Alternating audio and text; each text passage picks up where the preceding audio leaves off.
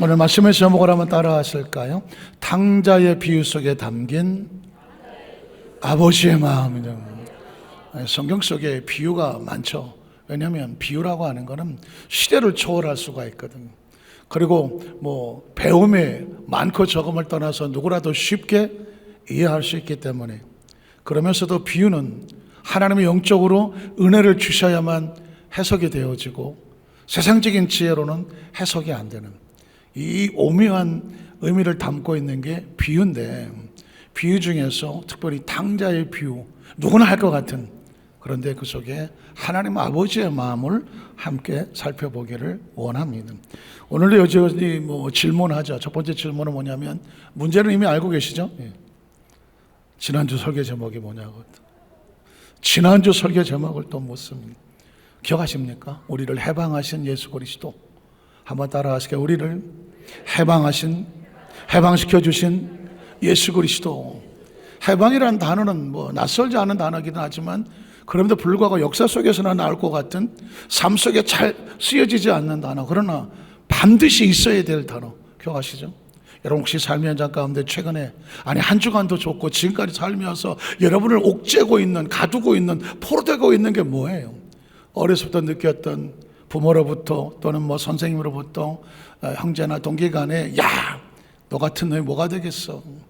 처절한 부정적인 의식, 그리고 우리 마음에 패배감, 열등감, 그래 난 그런 존재야 스스로 가두거나, 수없이 도전했다가 실패해서 난 더 이상 못할 것 같아, 좌절감, 죄책감, 또 여러 가지 가난과 그 절망의식 속에서 나를 가두고 있는 슬픔과 아픔, 남들은 다 행복해 보여도 아무도 모르는 나만의 그 고민을 가지고 혼자 슬퍼하는 그런 아픔들, 이런 거 한번 가슴에 들어오면 어때요? 잠이 안 옵니다. 밥맛도 없고 삶의 의욕도 없고, 아무리 좋은 일이 있어도 편하게 웃을 수가 없고, 불안하고 초조하고 신경은 예민하고, 중고등부 학생들은 아직 멀었겠지만 머리도 빠지고 별로 반응이 없어. 이런 것들을 우리가 삶 속에 어떻게 하냐고. 놀라운 것은 예수님의 이름은 이걸 해방시키시는 이름이더라고. 예수의 이름은 해방자더라고, 구원자라고. 마태 1장 21절에 보니까 아들을 낳으려는 이름을 뭐라고 해라? 예수라고. 왜 예수인가? 왜 예수인가? 뜻이 있었어요. 그가 자기 백성을 그들의 죄에서 뭐한다? 구원이라는 의미는 건져낸다는 의미예요. 한번 따라해. 건져낸다. 건져낸다. 이스라엘 백성이 애굽에 노예로 있었을 때 건져내고 탈출시키는 건 이게 출애굽기예요. 예수님은 저와 여러분을 건져내시고 그리고 탈출시키는데 어디서? 죄에서 건져내신다는 것입니다. 오늘 특별히 찬양대의 찬양이 바로 누가복음 4장 18절 말씀을 근거로 하는데, 누가복음 4장 18절에는 예수님의 사역입니다. 예수님 도대체 이 땅에 오셔서 뭘 하시려고 했을까? 예언된 말씀 이렇게 말하죠. 주의 성령이 내게 임하셨으니 이는 가난한 자에게 복음을 전하는, 가난이 뭐예요? 비어진 곳을 채우시겠다는 거죠. 또 내게 기름을 부으시고 나를 보내셔서 포로된 자에게 자유를, 한번 따라 하시게. 포로된 자에게 자유를. 현대인의 거의 99.9%가 정신적인 이상을 가지고 있다고 말합니다. 엄청난 스트레스 속에서, 그러니까 알게 모르게 다 뭔가에 잡혀있는 포로된 자들이거든요. 그런데 성경은 말합니다. 예수님이 이 땅에 오셔서 그 어떤 포로있든지 간에 자유케 하리라, 자유케 하시리라. 예수의 이름은 자유케 하시는 분이에요. 눈먼 자에게 다시 보게 하고, 눌린 자를 또 자유롭게 하고, 그러니까 예수의 이름은 우리를 건져내고 구원하고 자유롭게 하시는. 목사님 그 지난주에 다 한 거잖아요. 한 거 알아요. 그런데 그러면 또 하나의 질문은 뭐냐면, 하나님은 왜 우리에게 이렇게 자유케를 다시냐고, 왜 예수님을 주셔서 건져내시느냐고, 이 포로된 자를 자유케 하시냐고, 눌린 자를 자유케 하시냐고. 하나님 도대체 우리를 어떻게 생각하시기에, 하나님은 우리를 어떻게 생각하시기에 우리를 갖다가 이렇게 해방시키고 자유하기를 원하시느냐고요. 그게 바로 요한복음 3장 16절에 보면 하나님의 세상을 사랑해줘요. 혹시 기억하셔야 돼요. 그가 우리를 사랑하신다는, 하나님 나를 사랑하신다는. 한번 따라 하시게. 하나님이 나를 사랑하신다. 그가 우리를 지으셨고 만드셨고 우리 속에 하나님의 영이 있고 하나님의 DNA가 있기 때문에, 형상과 모양이 있기 때문에 그분은 우리를 놓지 못해요. 버리지 않아요. 끊어내지를 않아요. 하나님은 자기 백성을 사랑하셔서 독생자 예수 그리스도라도 우리에게 보내주셔서 자기의 몸과 자기 살을 찢어 피를 흘려서 우리를 건져내기를 원하시는 거예요. 성찬은 바로 그런 의미가 있고 오늘 예배는 바로 그런 의미가 있고, 저는 여도수 만사교회 성도 의식 속에 세상에 어떤 사람이 어떤 말을 여기다가 잔뜩 집어넣지, 의식과 무의식 속에, 잠재의식 속에 어떤 패배와 절망과 좌절과 아픔과 상처, 열등감과 죄책감을 집어넣더라도 다 긁어져 버리고 새로운 하나님의 마음과 하나님의 생각이 새롭게 저와 여러분의 새로운 자화상을 만들게 되시기를 주님의 이름으로 축복합니다. 우리는 첫 번째로 탕자의 비유 속에 선포되고 있는 구원의 선포 내용입니다. 작은 첫 번째 보면, 아버지에게 죄를 짓고 떠나는 둘째 아들입니다. 여러분 아시는 내용이에요. 그런데 가만히 생각을 하려고 해요. 아버지에게 죄를 짓고 떠나는 둘째 아들인데, 이 둘째 아들은 왜 아버지를 떠났을까 고민해 보셨어요? 성경은 이렇게 말합니다. 누가복음 15장 11절로 14절에 보면, 또 우리 어떤 사람에게 두 아들이 있었습니다. 그 둘째가 첫째 아들, 둘째 아들이 있는데 그냥 구분하기 위해서 그런 것이 꼭 둘째가 그렇다는 건 아니고, 둘째가 아버지에게 말합니다. 잘 들어보세요.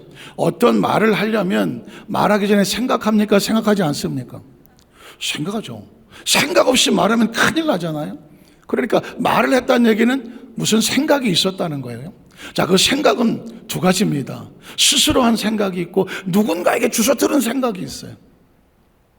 그런데 이 둘째가 이렇게 말하거든요. 아버지, 내 생각을 말씀을 드리려고 하는데요, 아버지 어차피 돌아가시면 형하고 저한테 재산을 나눠줄 거잖아요.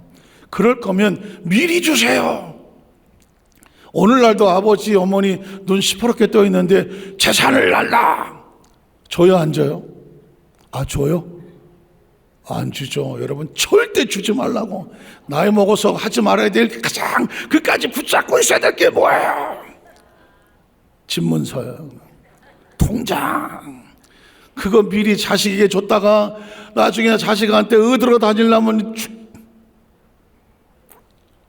어쨌든 이 아들은 2000년 전인데 돌아가시면 주실 거 내놓으라고 눈을 시퍼렇게 뜨고 거품을 물었어요. 그런데 성경 보니까 돌아올 분깃을 내게 주소 하는지라 그랬더니 아버지가 아버지가 그 살림을 각각 나눠 주었더니 그 며칠이 안 돼요. 둘째 아들이 재물을 다 모아가지고 먼 나라 가서 떠나가 버렸어요. 이게 애시당초부터 계획된 것일까요? 아니면 돈이 생기니까 마음이 그렇게 생겼을까요? 이 둘째 아들은 자기 생각이 아닙니다. 성경에 보면 다른 친구들이 있었어. 친구들이 이 둘째 아들을 유혹합니다. 야, 너 언제까지 그렇게 아버지 밑에서 살래? 아버지 돌아가기 전에 재산 달라고 그래. 그거 가지고 말이야 조금 멀리 가잖아. 거기 가면 우리끼리 마음 내고 자유롭게 살 수 있어. 여러분 보십시오. 대부분의 사람들의 생각은 외부에서 들어옵니다. 근데 그 생각이 나를 이용하려고 할 때는 완벽한 시나리오를 짜고 나를 유혹해서 그럴듯하게, 그래? 그거 괜찮은 생각인데? 기억하십시오. 대부분은 사람들 자기 생각이라고 말하지만 그 생각의 배후에는 대부분 다른 사람의 생각이나 정보라든가 어떤 무슨 영상이라든가 신문이라든가 뉴스라든가 다른 것들이 들어와서 내 생각을 지배할 때가 많아요. 지금 전쟁은 외부에 있지 않아요. 끊임없이 내 마음속에 들어오고 있는 다른 생각과 내 마음 생각을 지키면 살고 못 지키면 휘둘리는 거예요. 대부분의 사람들은 다른 사람의 생각이 이끌린 대로 삽니다. 둘째 아들은 지금 자기 생각이 아니에요. 친구들의 유혹을 받아서 아버지에게 가서 재산을 달라고 그러고 그 재산을 가지니까 친구들과 함께 먼 곳으로 떠나버렸습니다. 그런데 여러분 보십시오. 갔더니 어떻게 됩니까? 허랑방탕하여 그 재산을 다 어떻게 하더라고? 낭비하더라고. 14절에 보니까 다 없앤 후에 그 나라에 크게 흉년이 들었다고. 여러분 혹시 보이스피싱 다 해보세요. 보이스피싱. 제가 그 전에 오래전이지만은 금요 체력을 끝나고 그때 1시 2시까지 집에 한 3시쯤 잤나? 아침에 6, 7시쯤 됐는데 갑자기 전화기가 집전화, 요즘은 없지만 집전화 한창 있을 때 따르릉 울리더라고요. 잠결에 전화를 받았어. 여보세요. 저 김유민 씨 집이죠? 네. 아들 지원이 있죠? 네. 지원이가 싸워서 지금 피를 많이 흘려갖고 거의 죽어가요. 뭐라고요? 지원이 바꿔줄게요. 아빠, 나 죽어가요. 이 자다 깨다가 그걸 받으니까 우리 아들 목소리 같기도 하고, 아차 싶어갖고 전화기를 놓고 아들 방으로 갔어요. 갔더니 아들이 자고 있어. 그때 정신이 이게 뭐야? 보이스피싱인 거야. 너 누구야? 그랬더니 에이씨 들켰네. 근데 속였더라고. 만에 하나 제 아들이 만약에 뭐 친구들 집에서 자고 안 들어왔다고 치면 집이 방이 비어서 아들 방이, 근데 아빠 저 목소리 똑같아. 그게 왜 똑같으냐면 우리 아들이라고 생각하고 들으니까 판단이 안 되는 거예요. 판단이 안 돼요. 제가 아는 목사님은 그래갖고 현찰을 들고 은행까지 갔잖아. 은행까지 갔어. 근데 그 어떤 그 상황을 알고 그 딸인가 하면서 아빠 안 돼 그래갖고는 은행에서 돌아왔어요. 그러니까 이게 말이죠. 설마 당하겠어? 거의 당합니다. 상황을 그렇게 만들어가. 지금 둘째 아들은 제가 보기에 보이스피싱이야. 끌려갔어. 아버지한테 돈 뜯어냈다고. 그리고 가서 썼지만 다 호랑방땅 다 뜯어먹고 어떻게 됐어? 빈털터리가 됐다는 거예요. 제가 여러분에게 말씀드리고 오늘 말씀의 굉장한 주제는 뭐냐면 생각이에요. 생각. 치열한 전쟁이 벌어지는 것은 생각이다.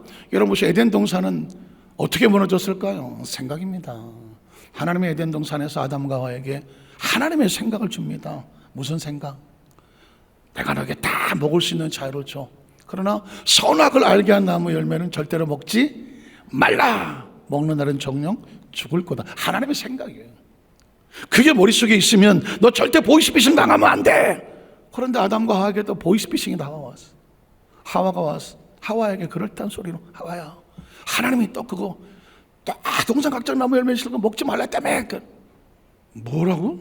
아니야, 다 먹으라 그랬어. 그런데 선악을 알게 한 나무 열매 먹지 말라 그랬지. 그때 뭐라고 말해? 에이, 하나님이 제일 좋은 것을 너한테 안 주네. 다 주라 했잖아. 진짜 좋은 건 안 준 거야. 그거 먹으면 어떻게 돼? 눈이 밝아져서 하나님처럼 되거든. 그러니까 너는 하나님의 중요한 존재가 아니에요. 여러분 보십시오.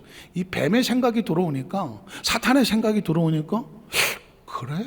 사람은 뭐에 움직이는지 압니까? 생각에서 움직입니다. 그러니까 현대인들이 가장 치열하게 싸워야 될 이유는 뭐냐면 엄청난 정보가 막 들어오잖아요. 여러분 혹시 조금만 관심 있어 보시면 길거리 다니는 사람, 제대로 다니는 사람 한 사람이라도 있어요? 나는 차를 타고 이렇게 가다 보면 건널목을 건너가는데 어떤 사람은 한가운데 서 있어. 빨간불이 다 이제 지금 차가 파란불로 가야 되는데 아직도 서 있어. 바깥에 금방 나가보세요. 다 이러고 다녀. 애기 엄마도 이러고 다녀. 유모차 몰면서도. 무서운 세대 살고 있습니다. 왜 이걸 쳐다볼까요? 엄청난 정보가 들어오거든. 그런데 여러분 기억하셔야 돼요. 그 정보가 우리의 생각을 지배합니다. 그 생각이 들어 지배하고 통제하고 나를 그렇게 끌고 갑니다. 그래서 어떻게 되는지 아세요? 제가 최근에 글을 하나 읽다 보니까 이건 중요한 거다. 우리가 말을 하기 전에 말할 때도 조심해야 돼요. 말할 때 내가 지금 무슨 말을 하려고 할 때 세 가지 관문을 통과해야 돼요. 첫 번째는 뭐냐면 사실인가? 한번 따라하세요. 사실인가? 사실인가? 내가 지금 하고자 하는 말이 100% 사실이어야 돼. 100% 사실이 검증되지 않은 말을 남에게 했다가는 나도 죽고 상대도 죽일 수도 있어. 두 번째, 이 말은 필요한 말인가? 한번 따라, 이 말은 반드시 필요한 말인가? 말이 필요하지 않으면 아주 쓸데없는 말이 돼. 필요한 말인가? 마지막 세 번째는 뭐냐면 이 말이 따뜻한가? 한번 따라서, 이 말이 따뜻한가? 그러니까 말이라는 것이요, 칼과 같아서 자지차게 나간 말은 상대를 죽입니다. 혹시 들어보셨습니까? 부부싸움 할 때 부모 자식들 가운데 한번 따라 하실까요? 입술에 30초, 가슴에 30년.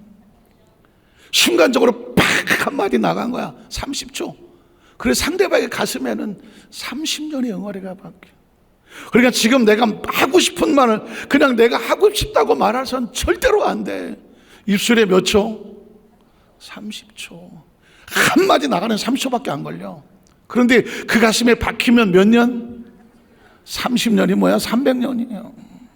안 나가요. 이해가 되시겠어요? 반대로 말을 들을 때도 마찬가지야. 어떤 사람이 나에게 말을 할 때에 한번 따라해. 사실인가?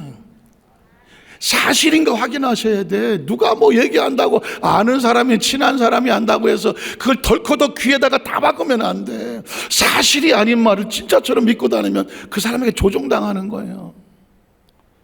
한번 따라서 필요한 말인가? 지금 여러분이 어떤 말을 들을 때 이게 나한테 필요한 말인가? 쓸데없는 말이 들으면 내 마음은 쓰레기통이 되는 거예요. 그래서 지금 내 마음은 누가 지켜야 돼? 내가 지켜야 돼. 어떤 사람이 보이스피싱 하는 처럼 툭 던져놓고 그 사람이 조종하게 내버려두면 끌려다니는 거예요. 이해가 되시겠어요?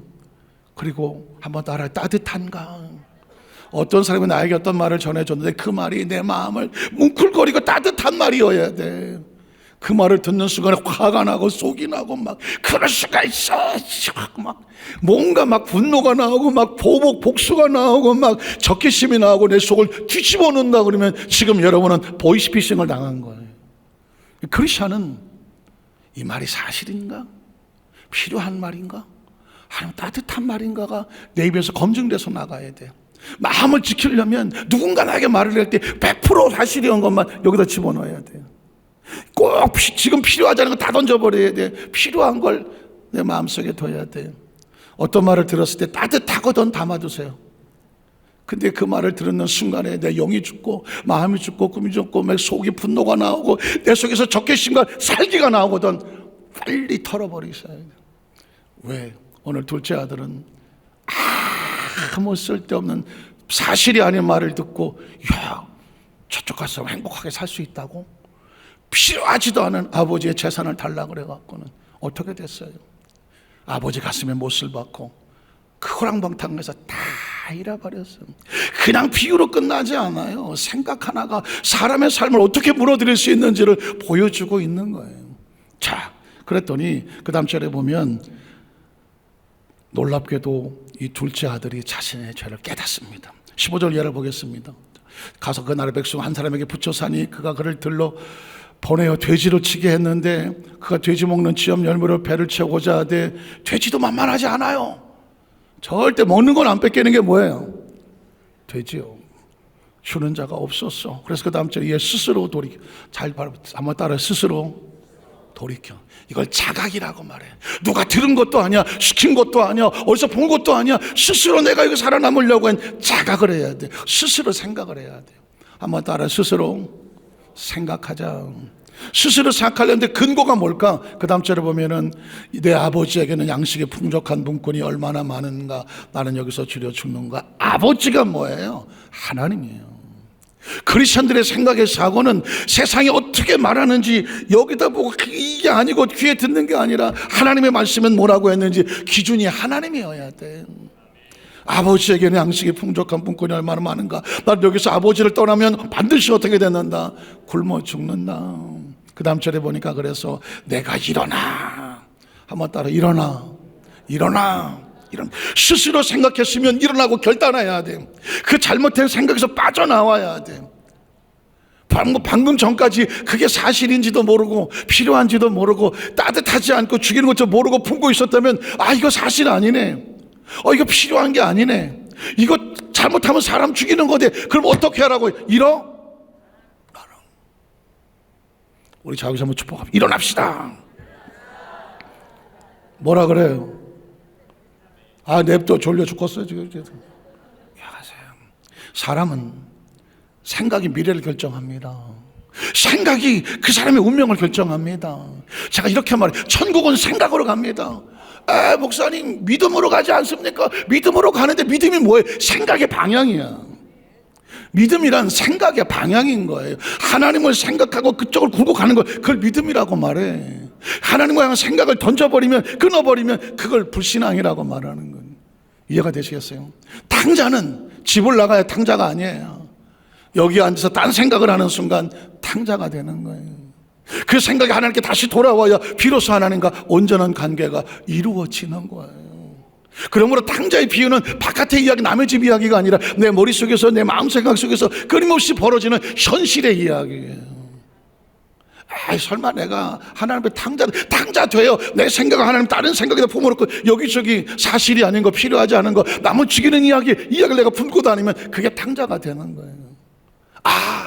스스로 깨닫고 자각하여 벌떡 일어나서 어디서 빠져나와야 돼? 사실이 아닌 생각에서 빠져나오고, 필요치 않은 생각에서 빠져나오고, 남을 죽이는 생각에서 빠져나와서 삶을 살아가면서 반드시 내 입에서 나간 말은 사실이어야 돼요. 필요한 존재가 되어야 돼. 그리고 어떻게 해야 돼? 나를 만나는 사람은 다 따뜻하게 살아남아야 돼요. 한번 따라 하실까요? 주여, 나를 만나는 사람은 따뜻하게 생명을 얻고 용기를 얻고 희망을 얻고 살아나게 하여 주시옵소서. 절대로 남을 죽이고 정죄하고 돌려온 일은 절대 따라가면 안 돼. 그러면 너도 죽고 나도 죽어.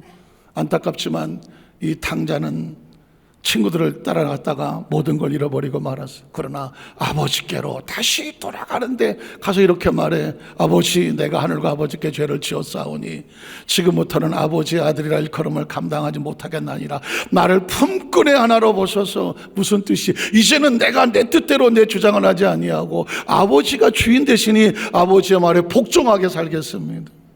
사실은 여러분 아마 좋은 차를 사든 무슨 오디오를 사든 좋은 전자제품을 사든 제일 중요한 게 뭔지 아세요? 매뉴얼을 지키는 거잖아. 혹시 아주 좋은 차를 차놓고 발로 걷어차고 그냥 에이 대충 이러시는 사람 있어요?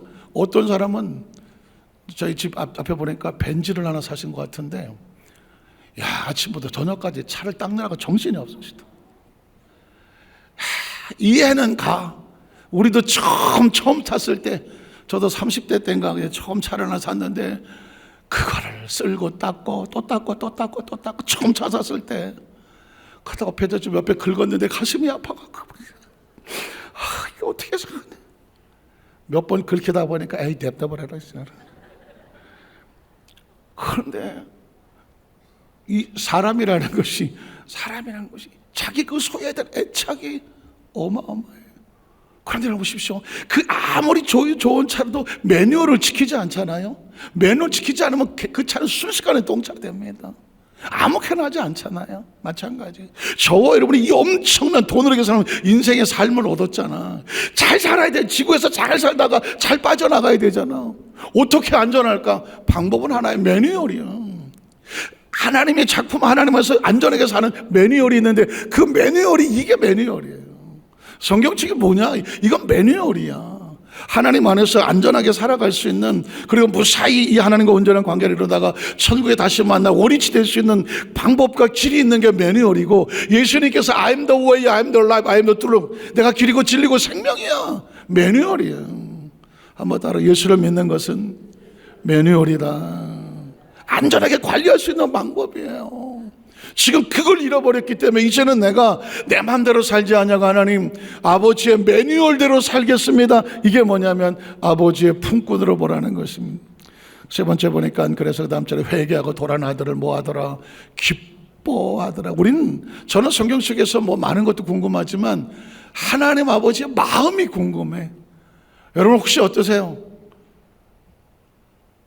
부부간의 마음 궁금하지 않아요? 관심이 없으시면 혹시 내 아들은 지금 어떤 생각, 내 딸은 어떤 생각할까? 자식의 자녀들의 마음이 궁금하지 않아요? 나만 궁금한가는? 사람의 삶 속에서 어느 날 문득 궁금해지는 것은 마음 아닌가요? 성경 속에서 하나님은 우리 어떤 마음을 갖고 계실까? 어느 날 저도 벌써 한 37년, 8년째 설교를 하다가 보니까 어느 날 뭉클거리면서 도대체 넌 무슨 설교를 하고 있냐? 하나님의 마음이 들어. 우리 성도들에게 하나님의 마음만 알면 어디다 갖다 놔도 이겨낼 수 있을 것 같아. 어떤 일을 만나도 이겨낼 수 있을 것 같아. 어제 어떤 성도님이 저에게 문자를 하나 보냈는데, 목사님 하나님 뜻대로 살려고 애를 쓰는데 너무 많이 힘들고 어려운 일이 생겨요. 어떻게 했으면 좋겠어요. 힘들어요. 기도해 주세요. 가만히 생각하니까 예수를 믿었다고 해서 아무 일도 없는 건 아니야. 삶 자체가 힘들고 어려운 문제가 섭조삼층을 넘어가. 그런데 믿음이란 뭐냐, 신앙이란 뭐냐, 기도란 뭐냐, 그 상황 속에서 하나님의 마음을 붙잡고 이겨낼 수 있는 힘, 그걸 그 믿음이라고 말해요. 그걸 믿음이라고. 문제 없는 집은 없어요. 보통 성도들 이렇게 말하잖아요. 목사님, 내가 열심히 기도하는데, 내가 열심히 신앙을 착하게 살려고 하는데 왜 우리 이런 문제가 생겨요? 하나님 날 버리셨어요? 뭐 하나님이 계셔요? 아니에요. 인생의 삶을 살면서 문제 없는 집은 없어요. 문제는 뭐냐면 그 문제를 결코 이겨낼 수 있는 걸, 그걸 힘이라고 말해요. 그래서 버티고 이겨내고 그때 느껴지는 게 뭐냐? 하나님의 마음이잖아. 그 마음만 있으면 견디잖아요. 조심스럽지만 춘향이가 옥살이 하면서 이모니 올 때까지 옥을 견딜 수 있는 건 뭐 때문에 견디는 거예요? 마음이죠. 이모님의 마음을 믿기 때문에 마음 안 믿으면 도망치고 말아요. 어쩌면 예수님이 땅에 오신다고 하는데 크리스찬들이 견뎌내는 이유가, 초대교회 성도들이 지하 땅굴에 8층을 파고 내려가서 주님 오실 때를 기다렸던 이유가 뭘까요? 주님의 마음이죠. 예수님을 구주로 믿으시면 아멘 하시기 바랍니다. 우리 예루살렘 한사교회 성도들이 살면서 무수히 많은 일이 벌어지고 엄청난 일이 벌어진다고 할지라도 마음이 흔들리지 아니하고 하나님의 마음으로, 하나님의 몸으로 꿋꿋이 버티고 이겨나게 되시기를 주의 이름으로 축복합니다. 그래서 하나님의 마음을 보는 거예요. 오늘 성경에도 보면 탕자가 돌아올 때 아버지가 이렇게 기뻐해요. 그 다음 절 볼까요? 일어나서 아버지께로 돌아가니라. 아직도 거리가 먼데 아버지가 그를 보고 측은히 여겨. 뭐예요? 달려가잖아. 제가 그전에 그런 설교를 했어요. 이 당시 중동의 사람들 옷이 어떤 옷이에요? 날씨가 사막에다가 뜨겁고 하니까 거의 남자들도 원피스야. 이런 가운 있잖아요. 이런. 그러니까 이 통옷이 통으로 된 거야. 헐렁헐렁해. 그리고 바지는 없어 그냥. 그리고 샌달이야. 구두 신었다가 무좀 생기니까는 가죽 샌달로 머리에 뒤집혀져 쓰고 이러고 다녀. 그러니까 이런 옷을 입고 뛸 수 있어요? 뛸 수 없어요? 못 뛰죠. 이거 뛰려면 어떻게 해야 돼? 걷어매야 돼. 이렇게 들쳐서. 바짝 당긴 건 아니지. 그러니까 밑에 바지는 속옷을 입었겠지만 지금 바지는 안 입었어. 이걸 들쳐 입어봐요. 그럼 하체가 드러나잖아. 무릎팍도 허벅지도 나올 수 있어. 그러니까 중동의 사람들은 가장 쌍스러운 게 뭐냐면 하체를 드러내면서 이걸 이러고 다니는 거 덥다고. 그런데 아들이 온대. 죽었던 아들이, 잃었던 아들이 온대. 그 아버지가 어떻게 했겠어? 이걸 달잡아서 들려오려. 하체가 드러나. 그럼에도 불구하고 달려가. 막. 누구 때문에 달려가? 아들 때문에. 동네 사람들 날 저 왜 저래? 어디 불났어? 저 미친놈 아니야 저거? 부끄러운지도 모르나 봐. 부끄러운 게 어디 있어 지금? 내 아들이 돌아온다는데, 죽은 줄 알았던 내 자식이 돌아온다는데, 그래서 아버지가 이걸 들쳐먹고 뛰는 거야. 이해가 되시겠어요? 지금 상황은요 처절합니다. 저 아들이 혹시라도 아버지가 날 잃어버렸나, 안 받아줬던 걸 도망칠까봐, 뒤로 돌았을까봐 그 아들 양아에서 달려가야 아버지의 마음이 있는 거예요. 여러분이 여의도 수안장교회 여러분 오늘 예배를 가자고 하면서 막 올 때 중간에 셀까봐 하나님 막 붙잡으러 간다니까. 나오다가 중간에 셀라 그랬다. 중간에 센 사람이 있을 수도 있어요. 여기 나오는 게 결코 쉽지 않아요. 저는 그래서 보십시오. 달려가서 목을 안고 입을 맞추고 그 다음 절에 보니까 아들이 아버지, 내가 아들과 아버지께 죄를 지었사오니 지금부터는 아버지 아들의 일컬음을 감당하지 못하겠나 하나 어떻게 아버지는 종들에게 이르되 제일 좋은 옷을 내어다가 입히고 손에 가락지를 끼우고 발에 신을 신겨라. 그리고 살찐 송아지를 끌어다가 잡으라. 우리가 먹고 즐기자. 내 아들은 죽었다가 다시 살아났으면 내가 이렇다 얻어노라니 그들이 다 즐거워하더라는 거죠. 이해가시겠어요?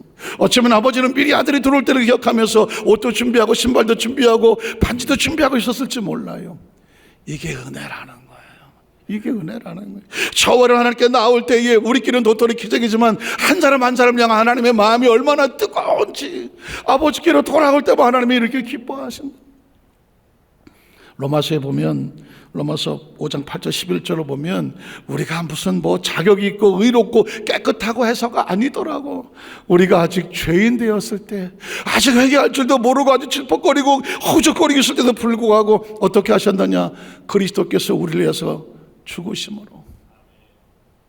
우리 어떤 돌아온 네가 깨끗하게 가능성이 있어서가 아니라 우리가 아직도 죄를 짓고 불의하고 조악하고 버림받고 못났음에도 불구하고 죄진 그대로 못낸 그대로 예수님은 그 상황 가운데 우리가 돌아올 줄로 믿고 죄인 되었을 때에 십자가 올라가 몸짓고 피 흘려 죽으심으로 하나님께서 우리에 대한 자기 사랑을 뭐 하셨다고요?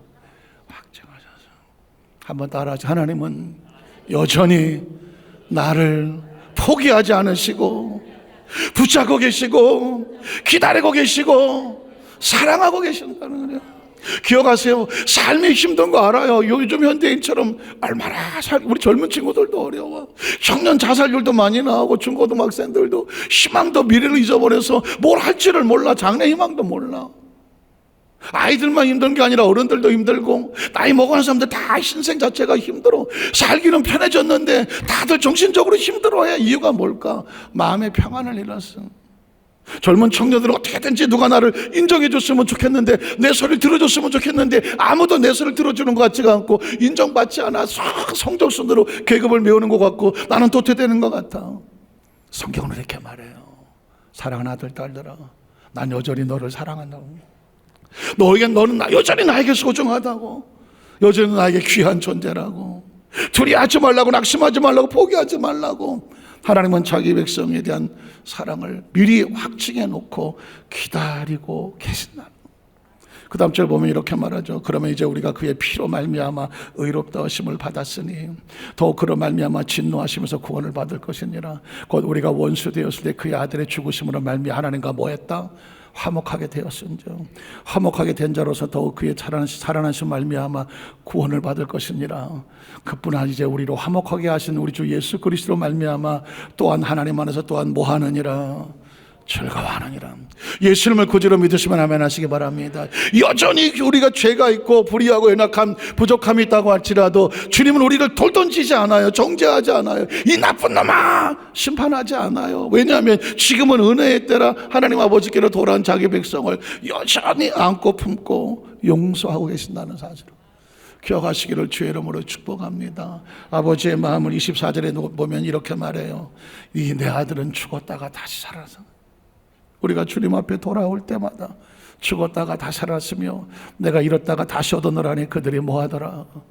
즐거워하더라. 저와 이름을 보고 즐거워하시는 주님, 좌우에서 한번 축복하실까요? 하나님 당신을 즐거워하십니다. 즐거워하십니다. 다음 주에 빠지면 슬퍼하십니다. 그런 얘기를 하는데, 두 번째로 보면 큰아들은 정죄하고 아버지 은혜 선포를 한 번 더 보겠습니다. 문제는 뭐냐면 여기서 끝나면 그냥 해피엔딩으로 끝나는데요, 큰아들이 들어와요. 큰아들이 아버지의 용서를 못마땅해요. 뒤집어 말하면 우리가 죄를 짓고 불의하고 추하게 하나님 앞으로 돌아와서 주님 용서해 주셔 회개하고 돌아오는데 우리를 딴지거는 존재가 있다고. 사실 영적으로 바라보면 마귀와 같고 바리새인과 같은 그런 존재들인데 25절로 28절에 보면 맏아들이 나와요. 맏아들은 가만히 놀다 온 건 아니에요. 밭에서 일하다가 왔어. 밭에서 열심히 일하다가 돌아왔어. 피곤하기도 힘들기도 해. 근데 집에 가까이 왔을 때 풍악과 춤추는 소리를 듣고 한 종을 불러서 이게 무슨 일이고 의아한 거예요. 도무지 예상하지 않았던 일이 벌어지는 거죠. 그랬더니 그 다음 절에 보니까 대답하되 당신의 동생이 돌아왔으며 당신의 아버지가 건강한 그를 다시 맞아들이게 됨으로 인하여 살찐 송아지를 잡았나이다. 상황이 이러니까 그때 그런 애들이 뭐라고 말해요? 그가 뭐합니까? 화가 났어요. 노하였어요. 여러분, 분노라는 감정도 그냥 생기지 않아요. 감정은 뭐 할 때 생깁니까? 생각이 들어왔을 때 생기는 겁니다. 그러면 그 생각은 어디서 들어왔습니까? 자기 생각이 아니죠. 종들이 말합니다. 지금 집안에 잔치가 벌어졌다고. 그 집 나갔던 탕자가 둘째 아들이 들어왔는데, 아니 집안 망신을 다 시켜 들어왔는데 아버지가 심판하거나 막 쫓아 책망하지 않고 송아리 잡고 잔치 벌였다고 말하니까 큰아들의 생각에 화가 난 겁니다. 잘 들어보세요. 큰아들은 왜 자고 화가 났을까요? 생각해 볼까요? 큰아들은 왜 화가 났을까요? 자기 동생이 돌아오는데, 잃어버린 줄 알았던 자기 동생이 돌아오는데 왜 큰아들은 화가 났을까? 화가 날 때는, 여러분도 화날 때 있다면 그 화의 정체를 밝히셔야 돼. 화는 그냥 나지 않아요. 먼저 생각이 있어요. 무슨 생각이 들어왔어요? 생각이 들어왔기 때문에 화가 나는 거예요. 그러면 큰아들은 도대체 무슨 생각이 들어왔을까? 자, 작은 아들을 정죄합니다. 이렇게 말하죠. 아버지, 내가 여러의 아버지를 섬겼어. 그러니까 나는 아버지 앞에서 열심히 많은 일을 한 공로가 있어. 그리고 아버지가 말하는 것은 저놈처럼 불순종하고 어김이 없었어요. 나는. 자, 그랬는데 내게는 아버지가 해준 게 있어요. 염소 새끼라도 한 마리 줘서 야, 친구들하고 회식 좀 해라 준 적이 없습니다. 그런데 아버지의 살림을 장로들과 함께 삼켜버린 이 나쁜 놈이 들어왔는데 이를 위하여 살찐 송아지를 잡으셨다고요? 지금 아버지께 논리적으로 맞아요? 말이 됩니까? 열심히 일하고 착하게 산 나에게는 염소도 한 마리 안 주고 저 나가서 손가락질을 잘해야 되는데 어디 가서 저 나가서 당진한 저놈이 들어왔다고 살찐 송아지를 잡아요? 말이 안 되잖아요. 어떻게 생각하세요? 틀려요? 맞아요? 말은 맞아요. 말은 맞아요. 그런데 문제는 뭐냐면 이 마다들은 자기의 의를 자랑하고 있어요. 아버지, 난 깨끗하잖아요. 난 착하잖아요. 저놈은 나쁜 놈이잖아요. 누가 착하고 나쁜 거를 누가 선정해요? 누가 결정해요? 자기가 결정해요. 이게 마다들이. 이게 당시 바리새인과 서기관이라는 말은 지금의 유대인과 같아요. 하나님의 아들, 우리는 십계명도 잘 지키고 의롭고 정죄하니 저 세리 장녀 이방인 저 나쁜 놈들을 왜 용서하고 구원하는 거예요? 우린 용납할 수 없어요. 지금도 유대인들은 구원은 자기들만 있다고 얘기해요. 이방인들 하나님의 자녀라고 말하지 않아요. 그래서 예수를 믿지 않아요. 그 예수님이 오셔서 이 비유를 통해서 도대체 누가 아버지의 마음을 아는가, 이걸 말하고 있는 거예요. 자, 그랬더니 그 다음 절에 보니까 아들을 향한 아버지의 마음 상긴 복음이 선포됩니다. 31절에 보니까 이렇게 말하죠. 아버지가 이럴 때 얘야 너는 항상 나와 함께 했으니 내 것이 다 내 것이다. 아버지가 큰아들을 야단치지는 않아요. 의식을 바꾸는 거예요. 먼저 믿고 먼저 네가 착하고 선하게 살았다면 그걸 자기 공로가 아닌 그 속에 안에 품고 계시는 축복은 따로 있어. 먼저 믿은 자에게 주시는 축복은 따로 있다고요. 그런데 뒤늦게 믿고 돌아오는 사람을 향하여 나는 먼저 믿었고 너는 늦게 믿었어, 판단하고 정죄할 능력과 자격이 있을까 없을까? 우리에게는 없어요. 혹시 여러분 신앙생활 하다가 저런 것도 교회 다니나? 저런 것도 예수 믿는다고 하나? 어떤 사람이 여러분의 마음에 상처를 주거든 오늘 이 상황을 기억하십시오. 나는 내가 맏아들이 돼서 그 사람을 정죄하고 있는 것은 아닐까? 나는 나대로 하나님을 믿으면 돼. 그 사람이 아무리 잘못하든 그 사람은 그 사람대로 하나님의 길을 가게 하세요. 그 사람의 영혼에 대해서 잘했다 못했다 죽일 놈 살릴 놈 자격이 있다 없다? 우리에게는 없어. 왜? 나도 은혜로 구원을 받았는데 내게 무슨 자격이 있어? 그 사람이 하나님 용서하시고 새로 만들어 쓰시거든 그건 하나님의 은혜와 하나님의 은총, 하나님의 영역이다. 우린 저 예수님에서 철저하게 조심할 것은 뭐냐면 나는 하나님의 받은 그 길로 가면 되고 다른 사람의 돌 던지고 판단할 능력은 우리에게 없으니 그를 불쌍히 여기며 그를 위해서 기도해 주는 것은 그게 크리스찬이다. 그래서 그 다음 절에 보면 아버지가 이렇게 말해. 내 동생은 죽었다가 살아났으며 내가 잃었다가 얻었기로 우리가 즐거워하고 기뻐하는 것이 어떻다? 마땅하다. 그 말씀을 정리하기를 원합니다. 전 나라 문제 가지고 기도도 많이 하잖아요. 선거가 끝나고 나면 우리나라 어떡할까요? 된 사람은 기뻐하고 안 된 사람은 또 죽일 놈 살릴 놈 하잖아요. 지금 대한민국에 필요한 것은 저는 누구의 잘잘못을 떠나서 대한민국이 하나님은 하나님대로 이 사람은 이 사람대로 쓰시고 저 사람들은 저 사람들에게 쓰게 하시되 결국은 이 하나님께서 합력하여 선을 이루고 하나님이 축복하신 나라가 되기를 주의 이름으로 축복합니다. 왜냐하면 이스라엘 백성들이 그랬거든요. 예수님이 승천하시기 전에 도대체 이스라엘은 언제 이 로마의 식민지부터 벗어나서 회복됩니까? 라고 물을 때 이렇게 말했어요. 때와 시기는 아버지가 알아서 할 거야. 너는 오직 성령의 충만함을 받고 예루살렘 유다 사마리아 땅끝에서 내 증인 되라고 복음의 증인이 되라. 그 사명을 맡겼어. 어차피 대한민국은 전 하나님 안에서 잘 되어질 것을 믿습니다. 어차피 대한민국은 애시당초부터 하나님의 안고기까지 왔어. 우리가 옛날부터 우리가 뭐가 있었어? 독립도 하나님이 시켜주신 거고 광복도 하나님이 시켜주신 것이고 전쟁도 우리 힘으로 이기지 못했어. 하나님께서 이 전쟁도 지켜주시고 여기까지 읽어오셨어. 그래서 이 선거 이후에 우리 성도들 모든 마음속에 그래 너도 잘 되고 나도 잘 되고 합력하여 선을 이루어서 서로 돌 던지는 존재가 아니라 하나님께서 먼저 그의 나라를 그를 이루게 하심으로 우리 성도들 간에서는 절대로 갈라짐이 없고 반목이 없고 원망이 없고 서로 아픔이 없고 정죄가 없이 너도 잘 되고 너도 잘 되고 다 같이 하나님 아버지의 마음으로 다 이 평안과 기쁨을 소유하며 살아가게 되시기를 주님의 이름으로 축원합니다. 기도하겠습니다. 전능하신 하나님 아버지,